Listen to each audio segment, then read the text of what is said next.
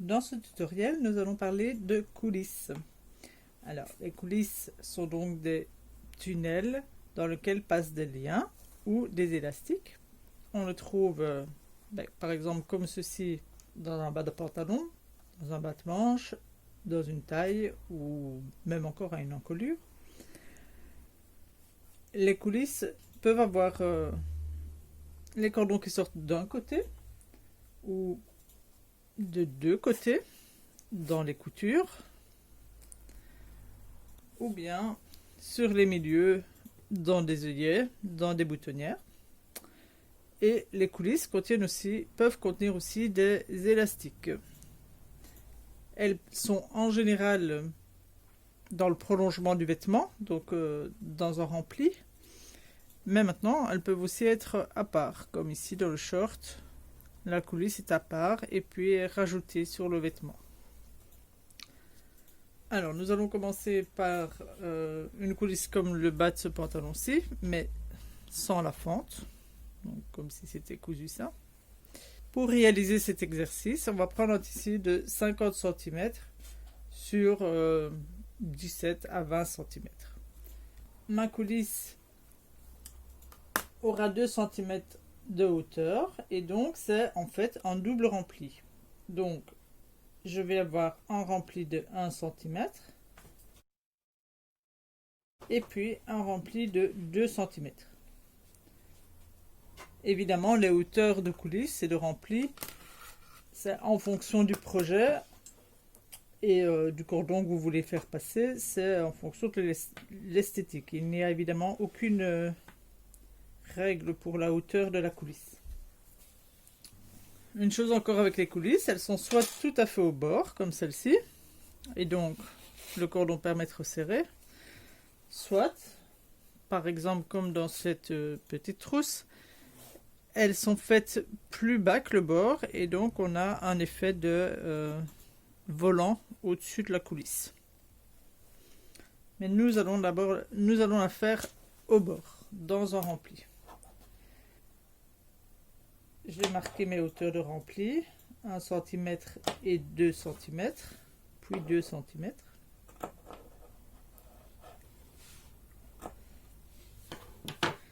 Et comme d'habitude, je vais d'abord aller repasser au fer mes remplis avant de commencer à coudre. Pour repasser, j'utilise toujours un gabarit. Et ici, vous voyez que j'ai préparé un gabarit. Je vous invite à faire pareil. Donc moi, j'ai toujours dans ce carton que j'ai de maximum 1 mm d'épaisseur. Mais si vous achetez un jour une grande feuille de Bristol A3, c'est parfait. Et alors, j'ai tracé les parallèles par rapport au bord. Je les ai mis en deux couleurs parce que en rouge, c'est les centimètres. Donc 1, 2, 3, 4 et 5. Et en vert, ce sont les demi-centimètres. Donc je vais préparer mon rempli, donc évidemment sur l'envers que j'ai noté. Je mets mon gabarit d'un cran à l'autre. Et puis avec mon fer, je pousse tout en vérifiant que je suis bien sur ma ligne des 1 cm.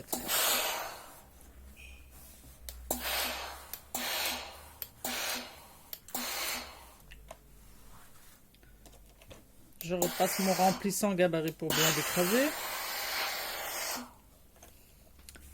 Et puis je replace mon gabarit sur ma deuxième ligne de cran. Et donc là, quand je replie, j'arrive sur ma ligne des 2 cm, c'est-à-dire ma deuxième ligne rouge pour moi.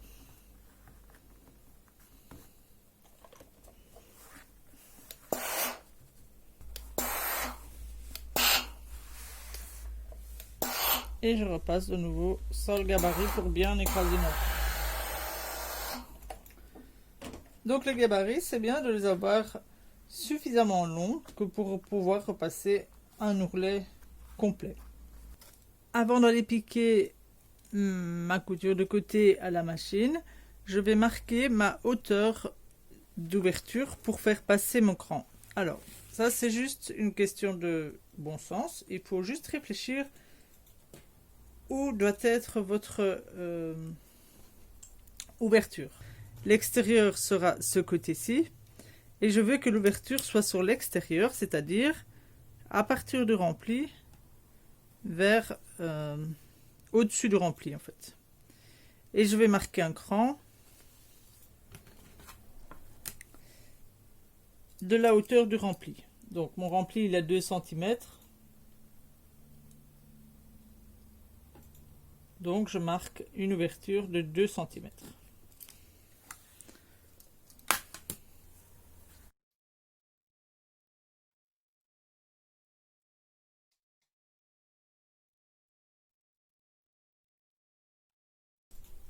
Votre ouverture, évidemment, elle ne peut pas être plus grande que la hauteur du rempli. Elle peut être un peu plus petite, mais elle ne peut pas être plus grande.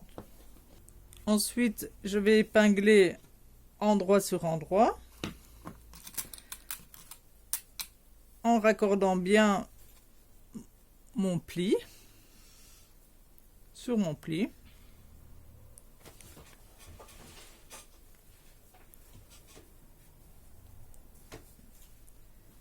Et puis je me mets à plat et j'épingle bord à bord. Maintenant, je vais aller piquer sur la hauteur du rempli jusqu'à mon pli. Et puis de ma marque jusque le reste de ma couture. Et j'aurai donc un petit espace de 2 cm qui ne sera pas cousu. J'ai donc piqué sur la hauteur de mon rempli, laissé ouvert pour pouvoir rentrer mon lien, et puis fait de nouveau un arrêt et piquer tout le reste. Donc quand je vais rabattre mon rempli, j'aurai une ouverture à ce niveau-ci. Alors, pour pouvoir facilement passer ma corde, il faut que je repasse couture ouverte.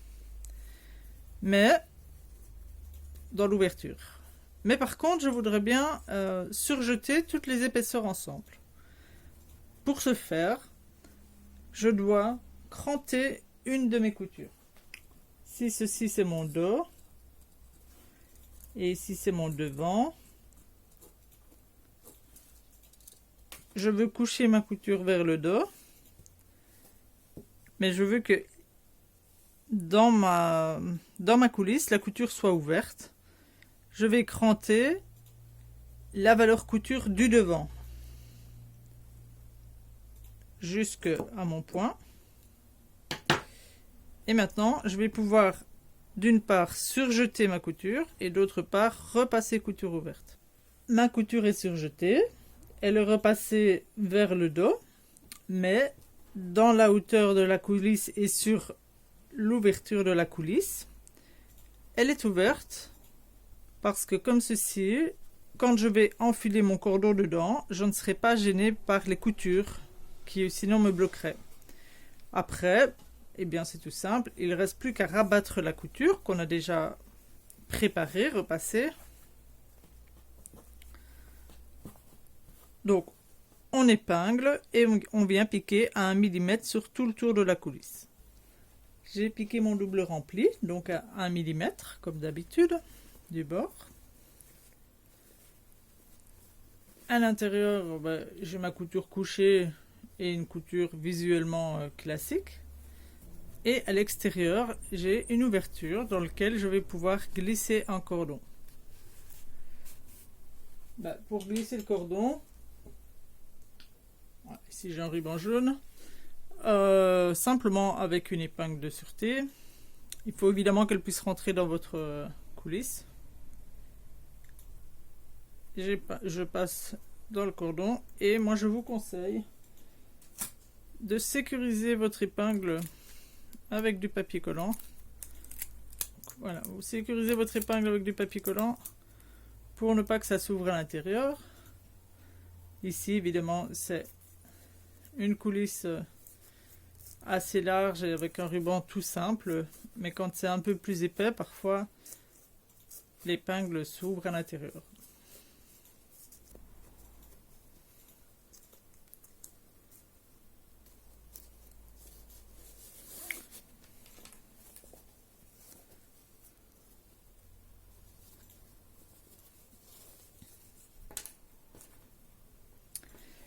Et voilà par exemple mon bas de pantalon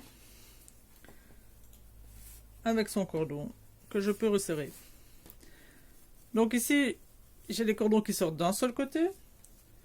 Si j'ai deux côtés, je peux faire sortir les cordons des deux côtés, comme par exemple dans cette petite bourse. Et si j'ai une coulisse plus large, je peux décider de décaler ma coulisse. Donc ici la coulisse elle commence à 1 cm et demi ou 2 cm, oui elle commence à 2 cm du bord, et puis seulement j'ai ma coulisse avec les ouvertures pour avoir un effet de faux-faux. Donc ça c'est au choix. Maintenant, imaginons que ce soit une taille et que je veux que les cordons ils sortent devant, comme dans ce short-ci. Je dois mettre, je n'ai pas de couture, je dois mettre des œillets ou des boutons. On va dire que la couture elle sera au dos. Et donc pour trouver le milieu devant, je plie en deux. Voilà. J'ai marqué mon milieu devant et je vais renforcer l'emplacement des boutonnières avec un thermocollant. Il est bien entendu qu'une coulisse ne doit jamais être thermocollée parce que sinon on perd toute la souplesse. Mais par contre, l'emplacement des boutonnières ou l'emplacement des œillets doit être renforcé avec du thermocollant. Donc je vais juste mettre un petit morceau à cheval sur le milieu devant qui est plus grand que mes boutonnières, et je vérifie voilà, que quand je replierai, on ne voit pas le thermocollant. Donc ici il est trop large, je vais le recouper un petit peu. Donc je le mets contre mon pli et je vérifie. Oui, c'est bon, donc je peux aller thermocoller. J'ai bien thermocollé là où vont être mes boutonnières, c'est-à-dire sur le bas du vêtement et pas sur la hauteur du rempli. Parce que ceci ne sera pas coupé, donc n'a pas besoin d'être renforcé. Maintenant, je trace l'emplacement de mes boutonnières. Les boutonnières, on les brode en regardant l'endroit. Donc, hop, je retourne. Mon milieu, il est ici.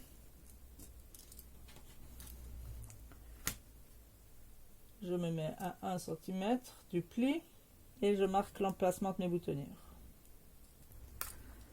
Les boutonnières, faites bien attention de les marquer avec un feutre effaçable ou à la craie. J'ai brodé mes boutonnières sur la couche extérieure du vêtement. C'est bien mis sur mon renfort thermocollant. Alors maintenant, je les ouvre avant de piquer mon rempli, parce qu'après ça va être compliqué. Pour ouvrir une boutonnière, il vaut mieux le faire avec des petits ciseaux, des bons ciseaux, qu'avec un découvite, parce qu'un accident est très vite arrivé et très souvent on va plus loin que la boutonnière. Voilà, et maintenant je vais faire ma couture comme d'habitude en épinglant bord à bord, mais cette fois-ci je ne laisse plus l'ouverture. Ma couture est piquée, surjetée et repassée. Je peux maintenant faire mon rempli. Mon rempli est piqué. Ma coulisse est finie. Il ne me reste plus qu'à enfiler mon cordon dedans. Je voudrais bien maintenant réaliser une coulisse avec un élastique. Donc, j'ai préparé mon vêtement. J'avais préparé ma coulisse. Je l'ai pliée. Mon vêtement est cousu. Tout est fermé. Je n'ai pas besoin... Quand c'est fini, je n'ai pas besoin d'avoir d'ouverture ici. Et la hauteur de ma coulisse, à la largeur de l'élastique, plus quelques millimètres. Moi, je rajoute un demi-centimètre parce qu'on va déjà avoir 1 millimètre en moins ici pour la surpiqûre. Et puis, il y a l'épaisseur de l'élastique et il faut que je puisse le passer. Donc, en général, mon élastique ici fait 2 cm et demi. J'ai mis une coulisse de 3 cm. Maintenant... Je vais donc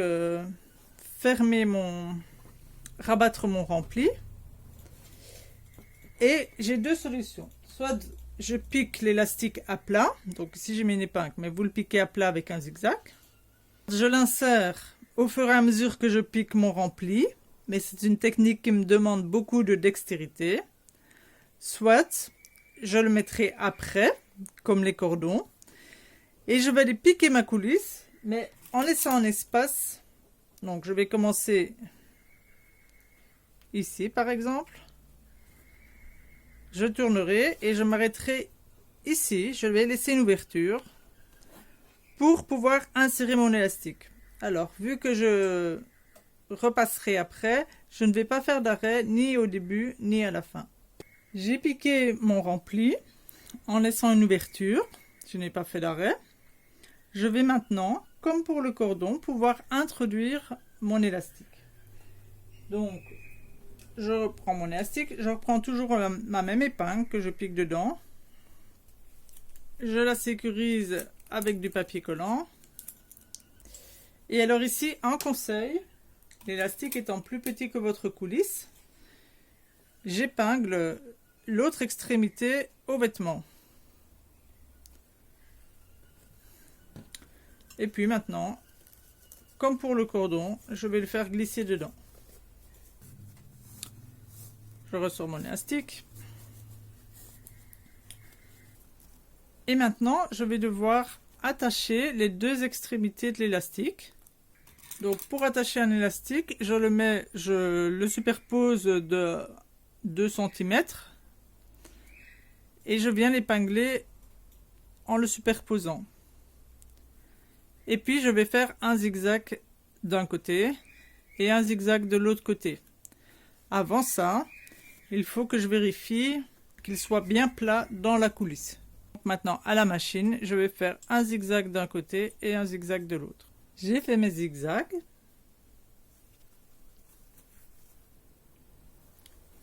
Maintenant, je peux tirer sur mon élastique et je vais aller refermer le petit bout de coulisse qui n'était pas fermé.